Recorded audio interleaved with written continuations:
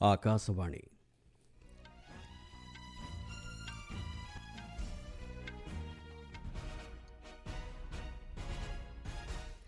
संवाद पढ़ुछंती चंदन घोष। मुख्य संवाद देशर प्रथम अर्ध स्वयंचालित भिजिंगजाम आंतर्जातिक गभीर जल बहुविध बंदर को आज लोकार्पण करेंगे प्रधानमंत्री आज आंध्र प्रदेश में 58,000 कोटी ऊर्ध्व टंका मूल्यर विभिन्न विकासमूलक प्रकल्पर करेंगे लोकार्पण और शिलान्यास। पहलगाम सन्त्रासवादी आक्रमण घटना संपृक्त कौनसी व्यक्ति विशेष बा संगठन को छड़ाजिब नहीं कहले स्वराष्ट्र मंत्री। गत मासरे रेकर्ड परिमाणर जीएसटी आदाय भारतर अर्थव्यवस्थार स्थायित्व प्रतिफलित करुछि कहले अर्थमंत्री। एवं आईपीएल गतकाली राजस्थान रॉयल्स को 100 रन रे परास्त कला मुंबई इंडियंस।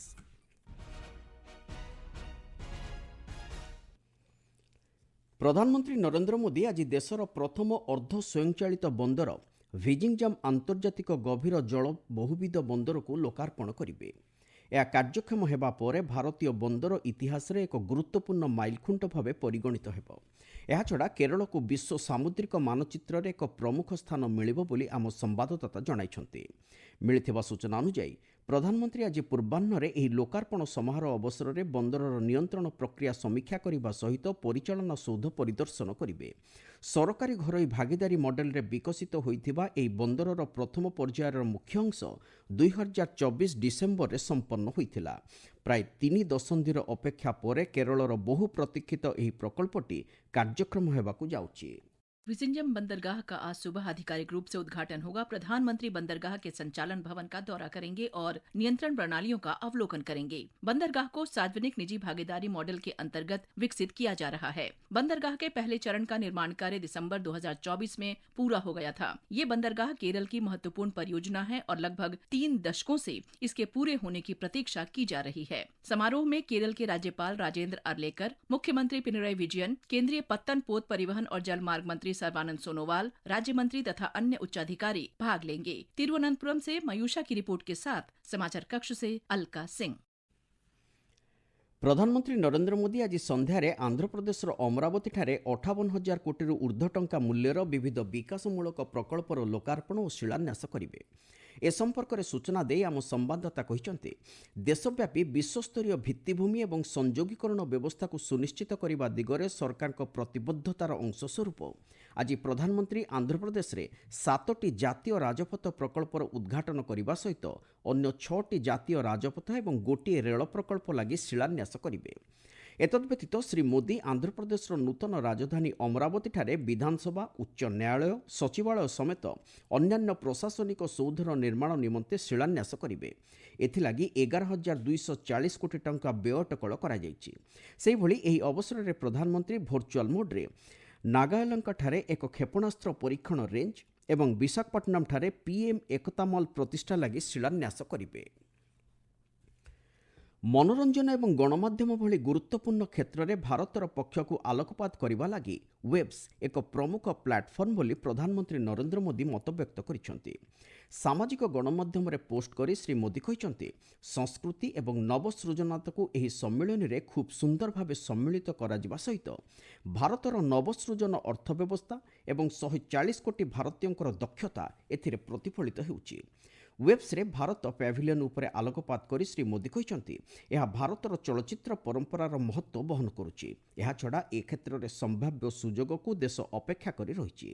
नवसृजन सुजोग को अधिक रुद्धिमंत करने उद्देश्य रे समग्र विश्व भारत सह हाथ मिलाइबा लगी प्रधानमंत्री आह्वान दैछन्ति। देशर अर्थनैतिक विकास दिगरे महाराष्ट्र एवं गुजरातर उल्लेखनीय भूमिका रही बोली स्वराष्ट्र मंत्री अमित शाह मत व्यक्त करिसेंति। गतकाली गुजरात एवं महाराष्ट्र प्रतिष्ठा दिवस अवसर में नुआदिल्ली आयोजित एक स्वतंत्र समारोह में उद्बोधन देवा अवसर में से कहते श्री शाह कहते एही देशर सामग्रिक विकास तथा प्रत्येक क्षेत्र में उन्नति दिगरे दुई राज्यर जनसाधारण उल्लेखनीय अवदान रही। Mahatma Gandhi, Veer Savarkar, doctor B R. आंबेडकर, ज्योतिबा फुले समेत यही दुई राज्यर अनेक महान व्यक्तित्व देशर कल्याण लगी निजर जीवन उत्सर्ग कर श्री शाह कहते। ଏହି ସମାରୋହରେ କେନ୍ଦ୍ର ଯୁବ ବ୍ୟାପାର ଓ କ୍ରୀଡ଼ା ମନ୍ତ୍ରୀ ଡକ୍ଟର ମନସୁଖ ମାଣ୍ଡବ୍ୟ, ଦିଲ୍ଲୀ ଉପରାଜ୍ୟପାଳ ଭିକେ ସାକ୍ସେନା, ଦିଲ୍ଲୀ ମୁଖ୍ୟମନ୍ତ୍ରୀ ରେଖା ଗୁପ୍ତାଙ୍କ ସମେତ ଗୁଜରାଟ, ମହାରାଷ୍ଟ୍ର ଓ ଦିଲ୍ଲୀ ସରକାରଙ୍କ ଅନେକ ମନ୍ତ୍ରୀ ଯୋଗ ଦେଇଥିଲେ। ଆପଣମାନେ ସମ୍ବାଦ ଶୁଣୁଛନ୍ତି ଆକାଶବାଣୀରୁ। ପହଲଗାମ ସନ୍ତାସବାଦୀ ଆକ୍ରମଣ ଘଟଣାରେ ସମ୍ପୃକ୍ତ କୌଣସି ବ୍ୟକ୍ତି ବିଶେଷ ବା ସଂଗଠନକୁ ଛଡ଼ାଯିବ ନାହିଁ ବୋଲି ସ୍ୱରାଷ୍ଟ୍ରମନ୍ତ୍ରୀ ଅମିତ ଶାହା କହିଛନ୍ତି। ଗତକାଲି ନୂଆଦିଲ୍ଲୀଠାରେ ବୋଡୋ ନେତା ବୋଡୋଫା ଉପେନ୍ଦ୍ରନାଥ ବ୍ରହ୍ମାଙ୍କର ଶ୍ରାଦ୍ଧବାର୍ଷିକୀ ଅବସରରେ ତାଙ୍କର ଏକ ପ୍ରତିମୂର୍ତ୍ତି ଉନ୍ମୋଚନ କରିବା ସହିତ ଏକ ସଡ଼କ ପଥକୁ ତାଙ୍କ ନାମରେ ଲୋକାର୍ପଣ କରିବା ପରେ ଶ୍ରୀ ଶାହା ସମବେତ ଜନତାଙ୍କୁ ଉଦ୍ବୋଧନ ଦେଇ ଏହା କହିଛନ୍ତି। ଦେଶର ପ୍ରତ୍ୟେକ ଇଞ୍ଚ ଜମିରୁ ସନ୍ତାସବାଦକୁ ସମ୍ପୂର୍ଣ୍ଣ ମୂଳୋତ୍ପାଟନ କରିବା ଦିଗରେ ସରକାରଙ୍କ ପ୍ରତିବଦ୍ଧତା ଦୋହରାଇ ଶ୍ରୀ ଶାହା କହିଛନ୍ତି, ସନ୍ତାସବାଦ ବିପକ୍ଷ ଲଢ଼େଇ ଜାରି ରହିବ ଏବଂ ଏହି ଆକ୍ରମଣରେ ସମ୍ପୃକ୍ତ ବ୍ୟକ୍ତିବିଶେଷ ଓ ସଂଗଠନକୁ ଉପଯୁକ୍ତ ଜବାବ ଦିଆଯିବ। କେବଳ 140 କୋଟି ଭାରତୀୟ ନୁହନ୍ତି ବରଂ ସମଗ୍ର ବିଶ୍ୱ ଏହି ଲଢ଼େଇରେ ଭାରତ ସହିତ ଦୃଢ଼ ଭାବେ ଛିଡ଼ା ହୋଇଛନ୍ତି ବୋଲି ଶ୍ରୀ ଶାହା କହିଛନ୍ତି। 1990 ମସିହାରୁ କାଶ୍ମୀରରେ ସନ୍ତାସବାଦକୁ ପ୍ରୋତ୍ସାହନ ଦେଉଥିବା ସଂଗଠନ ବିପକ୍ଷରେ ସରକାର ଦୃଢ଼ ଭାବେ ଲଢ଼େଇ କରିବା ସହିତ ଶୂନ୍ୟ ସହନଶୀଳତା ନୀତିକୁ ଅବଲମ୍ବନ କରି ଆସୁଛନ୍ତି ବୋଲି ସ୍ୱରାଷ୍ଟ୍ରମନ୍ତ୍ରୀ ମତବ୍ୟକ୍ତ କରିଛନ୍ତି। पूरे देश की जनता को ये बताना चाहता हूं, 90 के दशक से कश्मीर में जो आतंकवाद चला रहे हैं उनके खिलाफ हमारे प्रधानमंत्री नरेंद्र मोदी जी का जीरो टॉलरेंस का नीति है। हम मजबूती के साथ अपनी लड़ाई लड़े हैं और आज वो ये न समझ ले कि हमारे 27 नागरिकों का जान लेकर ये लड़ाई जीते हो। मैं सभी आतंक फैलाने वालों को कहना चाहता हूं कि लड़ाई का अंत नहीं है, एक मकाम है। हर व्यक्ति को चुन चुन कर जवाब भी मिलेगा, जवाब भी लिया जाए। ଶ୍ରୀ ଶାହା କହିଛନ୍ତି, ବୋଡୋଫାଙ୍କ ପ୍ରତିମୂର୍ତ୍ତି ଉନ୍ମୋଚିତ ହେବା ଦ୍ୱାରା ଏହା କେବଳ ବୋଡୋ ସମ୍ପ୍ରଦାୟର ନୁହେଁ ବରଂ ଅନ୍ୟାନ୍ୟ ବର୍ଗଙ୍କ ପ୍ରତି ସମ୍ମାନ ବୃଦ୍ଧି କରିଛି। ଏହି ପ୍ରତିମୂର୍ତ୍ତି ମାଧ୍ୟମରେ କେବଳ ବୋଡୋ ସମ୍ପ୍ରଦାୟ ନୁହେଁ, ଅନ୍ୟାନ୍ୟ ସମ୍ପ୍ରଦାୟର ଭାଷା, ସଂସ୍କୃତି ଓ ବିକାଶକୁ ସୁରକ୍ଷିତ ରଖିବା ଦିଗରେ ସରକାରଙ୍କ ପ୍ରତିଶ୍ରୁତିବଦ୍ଧତା ପ୍ରତିଫଳିତ ହୋଇଛି। ଆସାମ ବୋଡୋଲ୍ୟାଣ୍ଡର ଜନସାଧାରଣଙ୍କୁ ଗ୍ରହଣ କରିଥିବା ବେଳେ ବୋଡୋଲ୍ୟାଣ୍ଡ ମଧ୍ୟ ଆସାମକୁ ଗ୍ରହଣ କରିପାରିଛି। 9 ମାସର ବିସ୍ତୃତ ଆଲୋଚନା ପରେ 2020 ମସିହାରେ ବୋଡୋ ରାଜିନାମା ସ୍ୱାକ୍ଷରିତ ହେବା ସହିତ ଅନେକ ଲୋକ ଅସ୍ତ୍ର ତ୍ୟାଗ କରି ଆଜି ସମାଜର ମୁଖ୍ୟ ସ୍ରୋତରେ ସାମିଲ ହୋଇପାରିଛନ୍ତି ବୋଲି ସ୍ୱରାଷ୍ଟ୍ରମନ୍ତ୍ରୀ ଶ୍ରୀ ଶାହା କହିଛନ୍ତି। ଅର୍ଥମନ୍ତ୍ରୀ ନିର୍ମଳା ସୀତାରମଣ କହିଛନ୍ତି, ଏପ୍ରିଲ ମାସରେ ରେକର୍ଡ ପରିମାଣର ବସ୍ତୁ ଓ ସେବାକର ଜିଏସ୍ଟି ଆଦାୟ ଦ୍ୱାରା ଭାରତର ଅର୍ଥବ୍ୟବସ୍ଥାର ସ୍ଥାୟିତ୍ୱ ପ୍ରତିଫଳିତ ହେଉଛି। ଏପ୍ରିଲ ମାସରେ 2.36 ଲକ୍ଷ କୋଟି ଟଙ୍କା ଗ୍ରସ୍ ଜିଏସ୍ଟି ଆଦାୟ କରାଯାଇଛି, ଯାହାକି ଗତବର୍ଷର ଏହି ସମୟ ତୁଳନାରେ 12.6% ଅଧିକ। ସେହିଭଳି ଏହି ସମୟ ସୁଦ୍ଧା ନେଟ୍ ଜିଏସ୍ଟି ପରିମାଣ 2.09 ଲକ୍ଷ କୋଟି ଟଙ୍କା ହୋଇଥିବା ବେଳେ ଗତବର୍ଷ ତୁଳନାରେ ଏହା 9.1% ଅଧିକ ବୋଲି ଜଣାପଡ଼ିଛି। ଏଥିଲାଗି ଅର୍ଥମନ୍ତ୍ରୀ ଏକ ସାମାଜିକ ଗଣମାଧ୍ୟମରେ କରଦାତାଙ୍କ ପ୍ରତି କୃତଜ୍ଞତା ଜଣାଇଛନ୍ତି। ଦେଶର ବିକାଶ ତଥା ବିକଶିତ ଭାରତ ଲକ୍ଷ୍ୟ ହାସଲ ଦିଗରେ ସେମାନଙ୍କର ଏହି ସହଯୋଗ ଅତ୍ୟନ୍ତ ଗୁରୁତ୍ୱପୂର୍ଣ୍ଣ ବୋଲି ଶ୍ରୀମତୀ ସୀତାରମଣ କହିଛନ୍ତି। ବୈଦେଶିକ ବ୍ୟାପାର ମନ୍ତ୍ରୀ ଡକ୍ଟର ଏସ୍ ଜୟଶଙ୍କର ଗତକାଲି ସନ୍ଧ୍ୟାରେ ମୁମ୍ବାଇଠାରେ ଚାଲିଥିବା ୱେବ୍ସ 2025 ଅବସରରେ ଇଣ୍ଡୋନେସିଆର ସଂସ୍କୃତି ମନ୍ତ୍ରୀ ଫାଡଲି ଜନ୍ଙ୍କ ସହିତ ସାକ୍ଷାତ ଆଲୋଚନା କରିଛନ୍ତି। ସାମାଜିକ ଗଣମାଧ୍ୟମରେ ପୋଷ୍ଟ କରି ଡକ୍ଟର ଜୟଶଙ୍କର କହିଛନ୍ତି, ଭାରତ ଇଣ୍ଡୋନେସିଆ ଭାଗିଦାରୀରେ ନବସୃଜନ ଶିଳ୍ପ ଏବଂ ସାଂସ୍କୃତିକ ଆଦାନ ପ୍ରଦାନ ଏକ ମୁଖ୍ୟ ଆଧାର ଭାବେ ଉଭା ହୋଇଛି। ଏହାଛଡ଼ା ପହଲଗାମ ସନ୍ତାସବାଦ ଆକ୍ରମଣରେ ଭାରତକୁ ଇଣ୍ଡୋନେସିଆର ସମର୍ଥନକୁ ଡକ୍ଟର ଜୟଶଙ୍କର ପ୍ରଶଂସା କରିଛନ୍ତି। କାଠମାଣ୍ଡୁରେ 28 ଦିନ ଧରି ଚାଲିଥିବା ଶିକ୍ଷକ ଆନ୍ଦୋଳନ ସମାପ୍ତ ହେବା ପରେ ଆଜିଠାରୁ ସମସ୍ତ ବିଦ୍ୟାଳୟରେ ପାଠପଢ଼ା ଆରମ୍ଭ ହେବ।